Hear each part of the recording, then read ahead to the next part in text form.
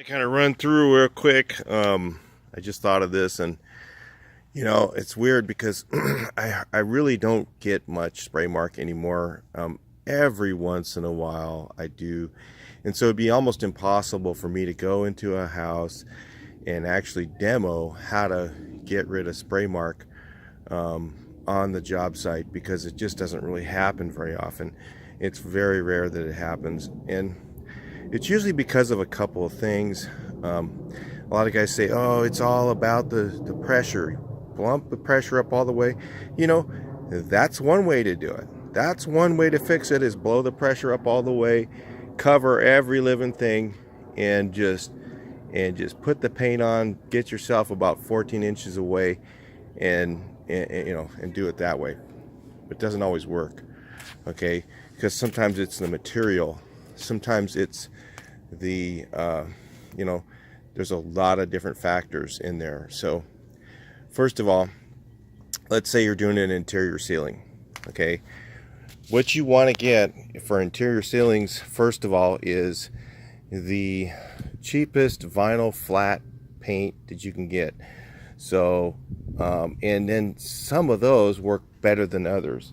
So you need to know your paints. Try them, try different ones, and try a few different things till you find that right material that works for doing ceilings.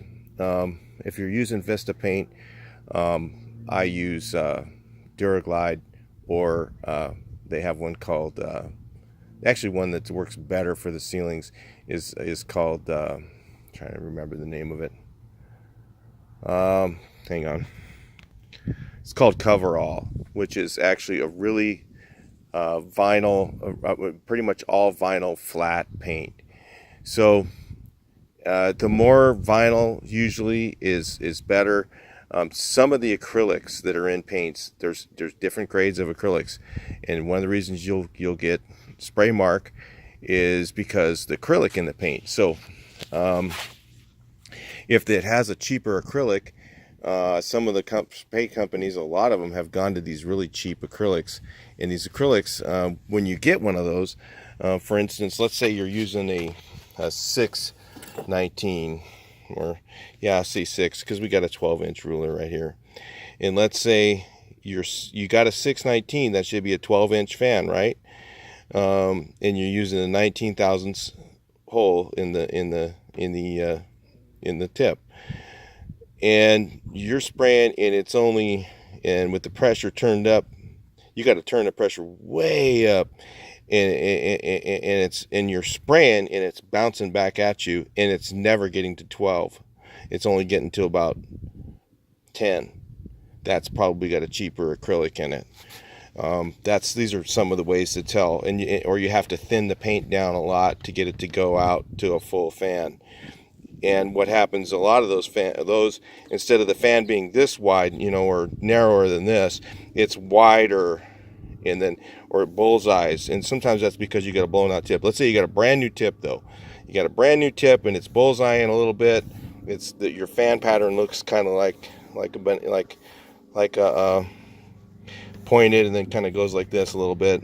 You've blown it out to where there's no edge. You've blown it pressure at that, and it's still not going to a full 12 inches. It's usually the material that you're using is not very good. So and some of the materials do the opposite.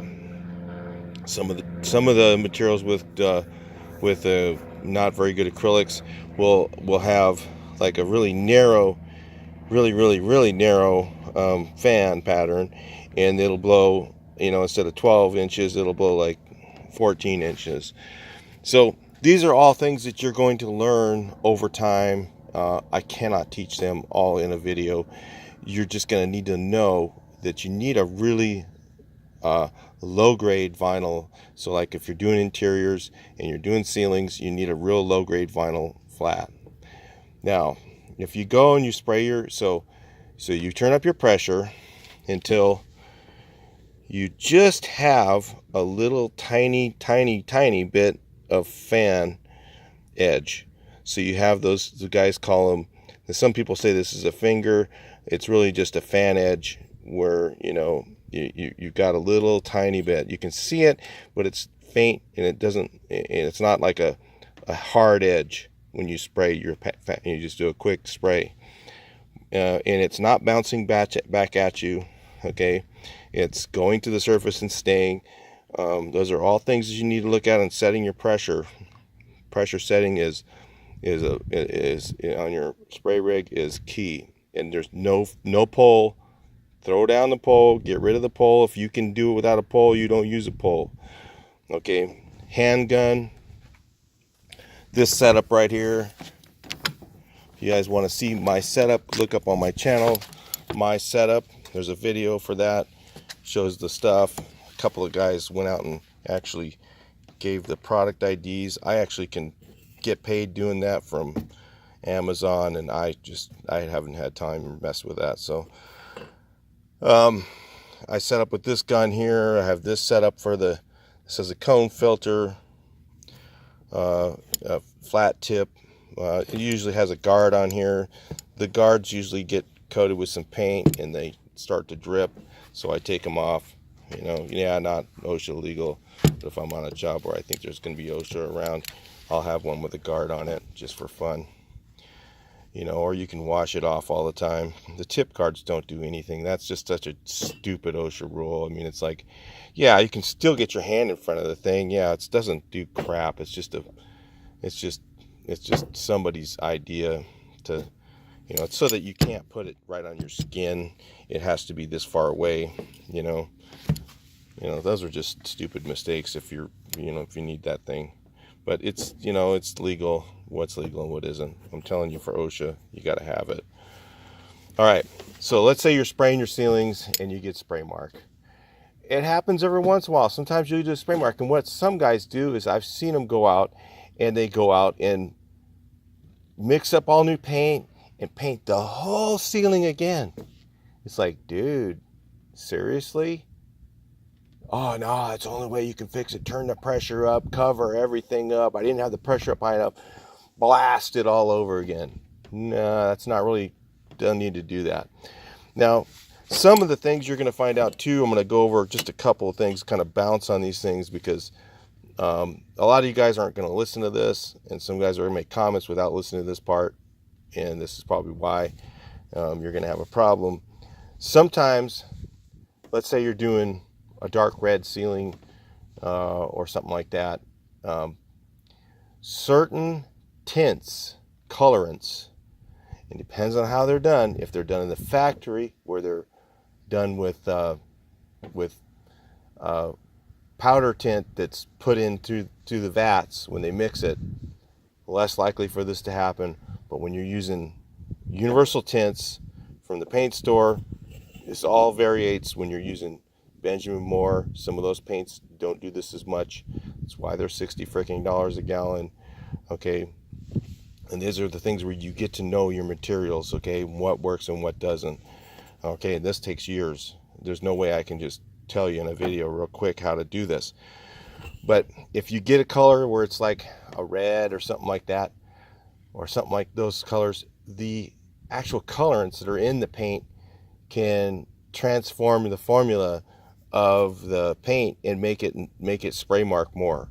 So those are types of things where you get a dark color or something like that, and you're doing a ceiling or something like that, you want to do a sample, you want to shoot some of it, let it dry and see what you got to, and then you got to play with it. You got to realize, okay, this one I'm going to have to add a little bit more water to it and try a section, see if that works. This time I'm going to have to blow the pressure up. Sometimes there's times when you have to do that. You have to turn the pressure up higher and you just cover more. So I'm just trying to give you guys a heads up. Those are generic things that you need to play with. You need to figure out. You need to know. There's no cookie cutter way to do something. That's why I tell people there's no cookie cutter. Everything's you got to form the cookie on every job, because if you're just doing it the cookie cutter way, you're doing it like everybody else does. You're throwing away money. There's money sitting there that you're giving away to someone else, into labor cost, into materials, into, or you're losing money on the job. All those things just don't happen with me, because I know and I look at things and I figure out what to do, what's going to work. Okay, reformulate your system a little bit, variate somewhat, okay? But I'm going to go over the generic ways to fix spray mark now, okay? So let's say you've got spray mark and you're doing drywall, you're doing your ceilings, and you've got spray mark, and you've done all that other stuff right. You've got material thin properly. You're far enough away from it. If you're too close to the work, you're going to develop tiger striping, which is heavier marks on it. If you're too far away, you can do the same thing. It might not cover well enough. If your distance is not right, or you've got your pressure too low, you're going to have a heavy fat finger on the ends of your fan. So let's just say that's your fan. You're going to have a heavier fat finger here on the end, and that heavier finger, you're never going to blow that whole thing all the way out. If you try and blow it all the way out, you've got your pressure up way too high. So so let's say you just did it, and even if you screwed up and you didn't do it quite right, it happens. Not everybody does everything perfect all the time. You make mistakes. So how you correct that is usually what you're going to do. You're going to take your handgun still. You're not going to grab your pole. I mean, I might use a 12-inch straight with no swivel on the end doing ceilings. That's okay, as long as you don't have the swivel. The swivel is what causes more overspray. The straight pole, if you can use up to, I think, 12 inches before it starts to be an issue. So you could have your 12-inch cheater on there. You'd be okay inside doing ceilings. You're not going to create much more overspray with that. So what you're going to do is you're going to turn up the pressure just a little bit more, because obviously probably you had the most common thing is turn up the pressure a little bit. So you turn up your pressure just a little bit more, and then you're going to do something called dust the ceiling. So you're going to do, I'm going to kind of demonstrate what dusting is. Dusting is like that, okay? Real light. Now, this is going to create some overspray, okay? So you're going to need to make sure that you compensated for that with either covering or whatever, and this doesn't happen all the time. So you're going to have a few jobs, every once in a while, where this is going to happen, and then you're going to, you're going to have to pay for more labor and materials to cover up a little bit more, and maybe not. Maybe it's only one room. Maybe you're going to go, this is going to turn to dust pretty quickly right now. It's pretty warm out. There's low humidity in this house, whatever. You make up those decisions. You figure that out while you're at the job. And you go in and you dust out the ceilings. You hit a light coat. Sometimes you'll do it two different directions. A real light coat. You will not do a full coat of paint to do this. You're talking about whatever you use for the first coat, you're going to use about a quarter of that. So if you used a gallon in one room, you're going to touch up that whole ceiling with a quart. Okay? Just enough, just to barely. And what that does is that lets the flat paint stand on the ceiling. Now, this doesn't really work with enamels. Okay? If you're using enamels on the ceiling, I never use enamel on the ceiling. If somebody says they want enamel on the ceiling, I tell them no, I'm not going to do it. Because enamel looks like shit on ceilings. It makes the room look smaller. I just tell them, no, that's okay. I'll pass. What? You won't? No, I'll just tell them I won't do the job. I'm okay. I'll do something else. I'll do the ones that I like to do. That's part of figuring out. Remember, I told you in the other videos that you select your customer. Your customer comes to you and says, I want enamel on my ceilings. Well, first of all, I'm going to roll the whole damn ceiling of the house is what I'm going to do. There's times when I have to do it, like for a commercial job or whatever. But most of the time, if I'm doing it in the house, I tell them, no, you don't want that. That's going to look like crap. Makes your ceilings look extra low. It uses the, you lose the luster of the home. There's so many things that it just does wrong. It makes the ceiling feel like they're closing in on you when you have enamel on them. Shiny ceilings do not work in a house. So I never put eggshell either, because you're just creating work for yourself. Flat on ceilings, walls if you want to use eggshell, nobody's going to wash their damn ceilings. Nobody will. Well, I dust them off. Well, it does the same thing with flat. Dusting them off is no big thing. You can use a duster, and you're not going to make a mess of your flat paint in the ceiling. It's just stupid to do that. So anyway, but you go through in your ceilings and you redust it real light. You might use a whole quart of paint. You're not putting a full coat of paint on there. It really isn't going to take you very long to do, and that will usually fix it. And what it does is that kind of makes the paint stand up instead of lay down. If you're putting on the paint too heavy, these are all things that you're going to learn about painting as you go. If you're putting on the paint too heavy, it tends to make that sheen want to the acrylics to want to sheen up. If you're putting on the paint the right amount, the acrylics aren't going to want to sheen up as much. If you're putting on the paint too light, of course it's not going to cover. So those are all things that you have to balance in your spraying to learn, so that you don't make those types of mistakes. And that's why I'm telling you, there's no cookie cutter way to do it. There just isn't. I mean, yeah, there is a cookie cutter way. It's the way tons of people do it. They just cover everything, blow paint all over the place, and get out of there. And that's not the way to make money in this business. That's not the way that you're going to be a professional, that you're going to be able to go into a job. I go into guys' jobs all the time, okay? All the time. They're like, hey, Mike, I don't know what to do. I've got this problem. I go in there and I look at it and I know what to do. I know what to do with almost everything. I look at it and I go, oh, well, what paint are you using? What's the material you're using? I look at, what did you use to apply it? How did you do it? Okay, all right, well, this was what you did wrong. And I'll do it and it'll work every time. Oh, well, you don't know how to paint very good. Right. Okay, that's a crack. That just cracks me up when people make those comments. I just go, you guys are just totally lost. You have no clue. You don't know who you're dealing with. I go into places, I fix other people's stuff. I do it all the time. So anyway, but that's how you fix that particular situation. That's all I can think of to put in this video. There might be other things that I'll think of later, and that'll be unfortunate because I can't remember everything and do it, or I don't read scripts. I don't do that stuff.